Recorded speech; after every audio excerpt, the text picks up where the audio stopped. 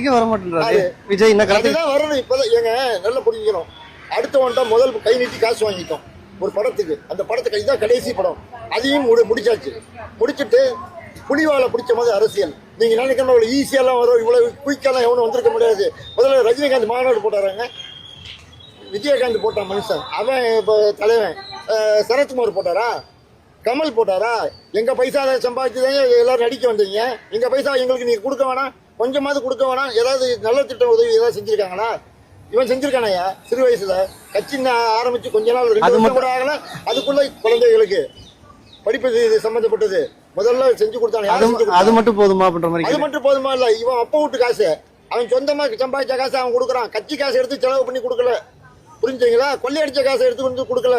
கஷ்டப்பட்டு ஃபைட் சீன்ல நடிச்சு ஒவ்வொரு ராப்பாகலாம் குடும்பத்தை விட்டு பிரிஞ்சு வெளிநாடு வெளியூர்ல எல்லாம் போய் இருந்து ஷூட்டிங் நடிச்சு கஷ்டப்பட்டு வந்த பைசாவை நமக்கு கொடுக்கணும்னு தலையெழுத்தா? அவனுக்கு தேவையே இல்லையே. கொடுக்குறானே, வரத்துக்கு மேல கொடுக்குறானையா?